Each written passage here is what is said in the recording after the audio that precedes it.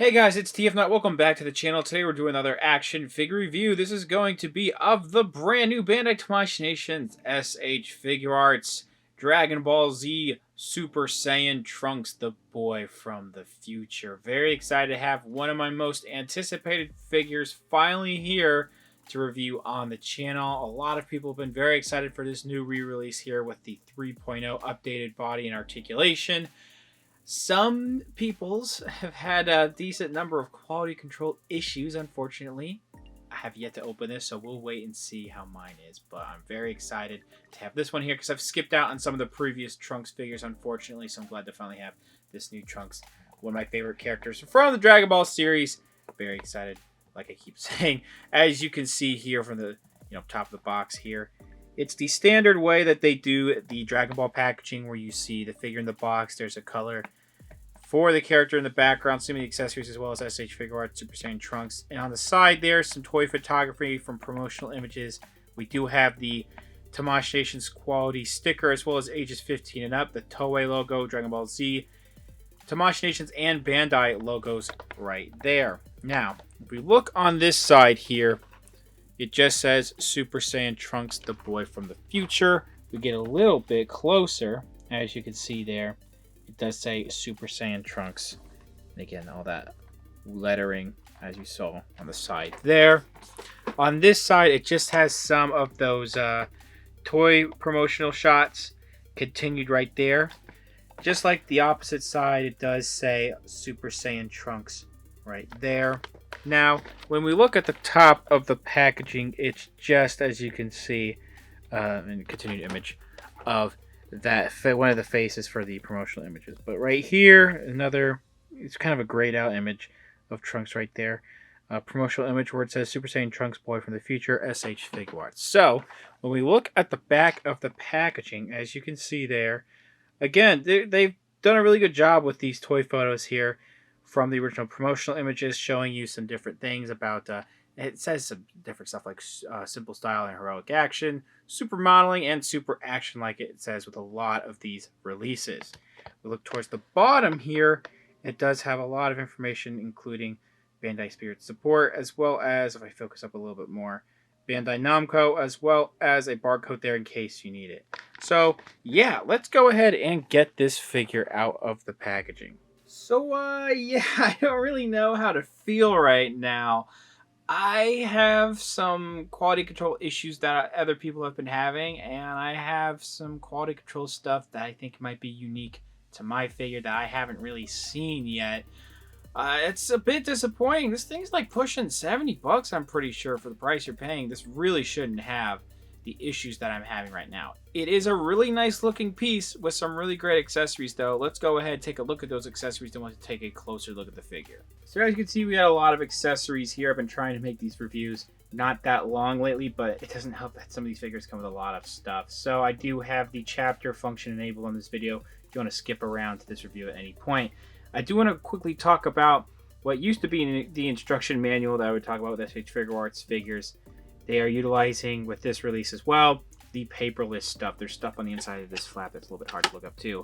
But what I'm going to do is put up an image of the PNG from the barcode that is provided here. When you scan that, it takes you to the website that has a bunch of those instruction manuals.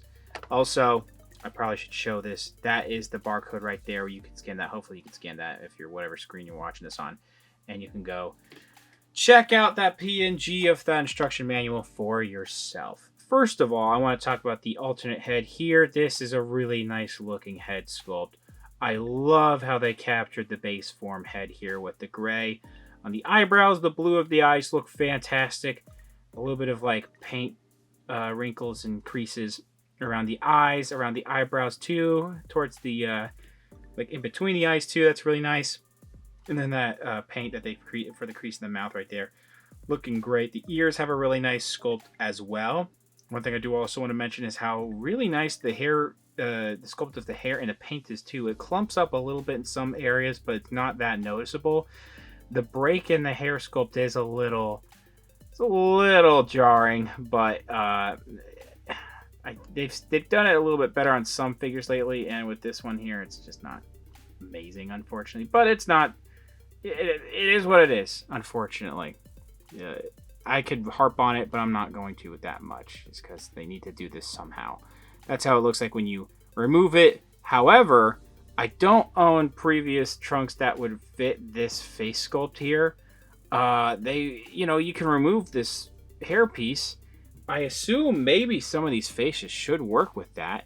It's just that we don't get another base form head, unfortunately. So, I wish we just got at least one more base form head. You can do that if you wanted to, but it doesn't really make all that sense to do that. I did want to mention that, though. And then there's where that socket is when you do the, interchanging of the heads. Let's move on to these different faces. The Super Saiyan screaming face here looks really great. The teeth and tongue, all the paint in there, and like the red in the mouth, all that looks fantastic. They did a great job with the creasing again around the eyebrows, underneath the eyes. Those like tealish, turquoise, whatever eye color. That is really nice. I love how they did the paint on the eyebrows too. A little bit of paint on the sideburns as well. The overall sculpt of this faceplate is really sick. Very similar paint going on with this more, teeth clenched face here. Looking really great. I think the nose sculpt is pretty decent too. I know it's a little weird thing to say. The ear sculpts are also pretty consistent with pretty much all these heads. Last but not least, this is more of a looking over to the right side type of face sculpt. Again, I do think we should have had at least one more base form head sculpt. The eyes the pupils, I should say, look a little larger here compared to the other faces. So that's interesting. Okay, we also have this alternate hairpiece here. When you take a look side by side at how this looks, it seems as though the hair is parting a lot more. You can see it's a little bit more flowing downward on the one that we could get packaged. So these pieces all stick out a little bit more. And that's actually pretty cool. And, there's some pretty decent paint shading in the hair here. They've done it consistently with paint shading of lighter and darker yellows going on here. So that's pretty sick. We'll get to the hands in a minute and we'll look at those pretty quickly. But the sword sheath is really sick. I don't have the first version, which is the premium colors one. I have that somewhere. I'm not going to bring it out right now. I'll bring it out in a second. But this is definitely a different sculpt compared to that. This is much larger. This baby blue almost for the parts of the strap here, which they do pop off at each end, which is nice. So you can pop this off and then wrap it around his body and then pop it back in. You can even see the blade in there where that hole is. Popping it back on, at least behind the camera, is a little difficult, but you can. I did it earlier. There we go. I was being dumb. There's some silver details, as you can see, for like some rivets. It's just mostly like a brownish orange paint, but they slightly, I don't know if it's the actual paint doing this, but it looks slightly textured on the actual sheath. But the silver here towards the end, around here, there's a little bit of an orange scratch, unfortunately. And then this is a soft plastic strap, which has some silver buttons on there. The buckle is really nicely done with some silver and that brownish orange. Again, a soft plastic here. Taking out the sword, this looks great, except I'm looking at some more paint blemishes on the handle there. Oh, man. It's not that bad, but it should, for what you're paying, again, it really shouldn't be at all, if I'm being honest. And then there's a little bit of orange there. Because this is packaged in there already, I do have a little bit of a black scratch on the silver. But the silver of the blade looks great. The hilt, too. The, like, almost leather look of the handle is really nice. And the pommel has a really nice metallic finish, silver paint to it. As you can see, that's how you're going to interchange, putting this into the hands. Because some of the gripping hands, the thumb and the index finger are sculpted together. But at least you have a way of putting that in there. So speaking of the hands, I'm going to go through them really quick. There's two different types of gripping hands. These are meant for a grip that's more upright, so just going straight up. The actual sculpt of the hand looks great. All the hands have pretty consistent like plastic sculpt when it comes to the skin tone. A little bit of shading in like the finger creases. But as you can see, that's where you see the index and thumb are sculpted like that.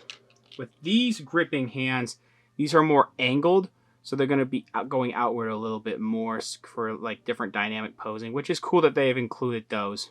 You can kind of see how it works where, you know, just how those fingers look. And the actual like grip looks loose enough. I've only interchanged these once, but you know, these are a rather soft plastic fingers, even though these are sculpted together to where you can fit that through no problem. Then we have these action posed hands for certain blast effects, if you have any. We get the, and not these exact ones, but we've gotten stuff like this with different Dragon Ball figures in the past. You can actually see a little bit of sculpting of the fingernails on there. The light's not really helping. Looks a little glossy on the skin tone. I think it's supposed to look like that, and then that's what the palms look like. Pretty similar to these more clenched hands. These are more action posed hands as well. Those look really sick. Last but certainly not least, flat posing hands. You can see how the palm looks, all the fingers sculpted together, and then on the back of the hands, a little bit of those tendons, I guess they are, and then the fingernails. So a really decent amount of accessories. I do wish still we had a extra base form face sculpt. Apologies for the long accessory portion, but now we're going to move on to the head sculpt here. So I forget if it's accurate, but you have this more yellowish. It looks a little bit more blonde here, but the eyebrows are more yellowish compared to this more lighter blonde hair color. We have this, you know, darker shading going on in the roots, but everywhere else there really isn't that shading, unfortunately. And it just kind of, but the sculpt is really good. It just has, I just wish it had more like actual paint apps throughout the actual hair sculpt to make all this fit together. Now, the back of the hair, the sculpting is pretty decent too. This actual face sculpt here, that looks really nice. The way that the eyes are printed, again, very similar to those previous faces. The line creases painted on the face sculpts and all that look really nice. And, you know, very standard, like the way that the neck is sculpted there, very nice as well. The skin tone of the neck with the painted chest looks a little bit off, but in person, it's not that bad. On camera, I can notice it. One thing I want to mention before I even knew, I don't know how I didn't know this until like a couple days ago. This is not all one piece here. The previous versions, I believe they were, at least from my experience, the Premium Colors Edition. So yeah, I don't know how I feel about all this being broken up, because while this allows for, you know, a decent range of motion, eventually there might be, like, if you push this forward, there's potential that this collar could break. But I don't think it's going to happen anytime soon unless you just start pulling like that. But it kind of breaks up a little too much depending on how you shift up the shoulders and all that. I do think, though, it allows for really nice range of motion going forward and making this flow a little bit more. If this was all one sculpt, it might look a little off. I don't remember it being that big of a problem with the previous release. But I see what they did. Again, I think it would have looked nicer if it was all one piece, because this little back section is glued onto the actual back of the torso. But to the front, it doesn't really look bad at all. The blue, the way that all of that comes out, I think there might be just ever so slightly some shading in some of the creases, but that could be like camera tricks, playing tricks on me or whatever. But the actual blue is sculpted really nice with nice pockets. This shirt is also really nicely painted. There's a little bit of skin tone almost bleeding onto there, but it's not too noticeable. All that looks nice with a little bit of wrinkles going on there. This is a pretty loose belt, but I want to go ahead and mention it. Very similar to how they did the strap piece here. We have the buckle right there with the silver in that orange brownish type of paint. A little bit of light blue, and then whatever's going on. I don't know really. I cannot tell what color is being used here. It's like a brownish type of lighter brown. That looks good though. Again, a little bit loose, but that's really not that big of a deal. The sculpt of the arms looking really nice with the wrinkles. You know, different parts of the jacket sculpted in there too, like this line of the design right there. Again, decent wrinkles on the side here. Capsule Core logo is nicely printed on there on the side. Maybe it kind of looks a little distracting with that line going all the way down, but that's not very bad at all, I don't think. We have a button painted right there. This is what the fists look like on this figure. This thing can pose around really well, even with that arm problem. It's really not that bad with this arm. Does it wobble a little bit? Yeah, just a little bit, unfortunately. It's still pretty, I mean, you gotta tug on this. Yeah, you gotta tug on it. If you grab this and tug it decently hard, it will pop off. But just ever so slightly like that, it's really not going to be that big of a problem. It's definitely more of a problem, even actually. Okay. Slightly less force is needed for that. But, yeah. It could be worse, but that really shouldn't be that much of a problem. I know some people also have a fix for this, but this is a lot more wobbly. It really shouldn't be like that for the price you're paying, if you ask me. Then we have the inner arms. I can't tell there's shading there either, but it looks like just normal blue in some angles. Again, button right there. All right, moving down to the pants. These baggy pants look really nice. The way that they have painted, actually this is molded in this plastic. I feel like some of the creases have a little bit of paint shading going on in there, but the way that they've done the creases as well as like the zipper there, that looks nice. The back of the pants too, pretty nice sculpting.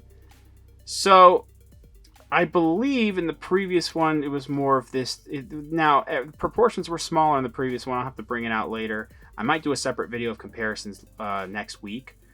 But this was like all the way covering this hip joint here. Now it's like only covering it slightly in some areas. It covers it more if you move it like this, but other areas it looks, this like plastic covering this hip piece just looks a little too distracting to me. Man, I am not prepared with some of the figures that should be here. But some of the Jujutsu Kaisen and Chainsaw Man figures, the sculpting ends here and then it meets. The actual leg sculpt meets at the hip joint. I wish they did it more with this. I don't mind this kind of covering it though a little bit because we do have wrinkles that actually are pretty consistent in the hip joints going into here, and then you cover that. It's not going to be that big of a deal, but you're not going to want to do that often, I guess. Seam line right there, looking really nice. Wrinkles towards the knees, and then actually in the inner thighs too. The wrinkles are even better, so that's really nice. Then we get down to the knees. Again, like I said, pretty good sculpting. Back of the legs, you can see there some sculpting on the actual joints. The back leg too. The back of the leg. I didn't say that properly. Then we have, again, some pretty big baggy creases where the pants meets the boots. It's all just mostly molded in this one color, though. That's one thing to mention. And then kind of the same thing with the boots. They're all kind of molded in this one color as well. But it is molded really nicely. The actual sculpting is really good with some creases in there. The ball joint here doesn't look that much like a ball joint. It gets hidden pretty well. I mean, we'll talk about it later, but the sculpting gets in the way of the up motion. The actual shoes look great, though. Because you have this like yellowish, like mustard yellow.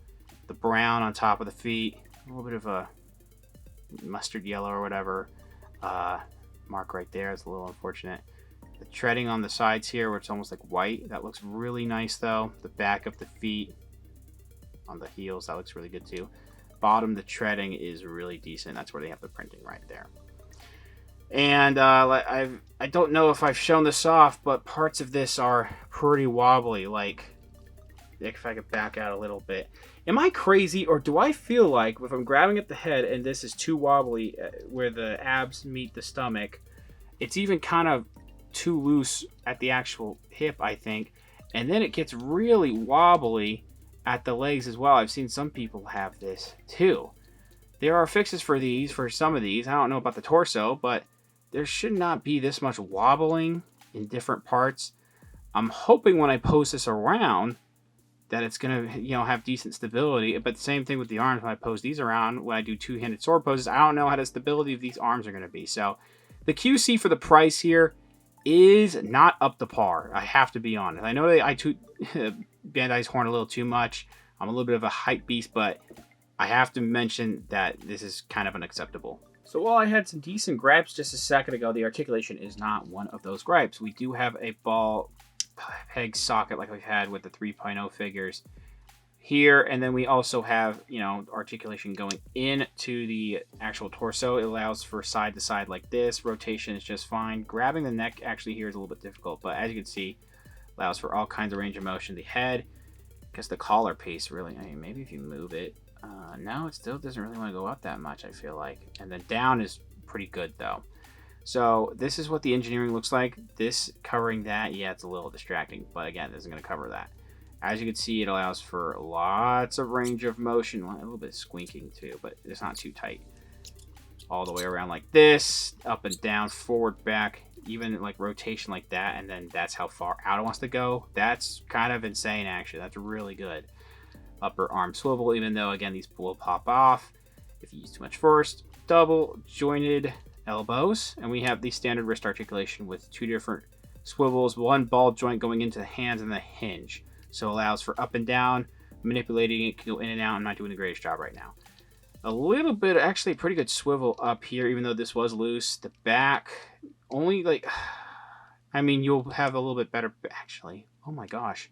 The back motion is, that's him standing straight up, basically. Uh-oh. Forward, though, it crunches really well, but what the heck? Oh man, I'm not so sure what's going on here, but we do have a separate swivel too, and like a ball joint at the actual waist. So it does allow for a decent range of motion, but that back is not good, at least on my figure. We do have the legs that kick out all the way though, and the butt sculpt gets in the way, but it should be able to kick back. Then we have, you can shift some things up a little bit, and it can do perfect splits, and these actually have some sculpting in here as well.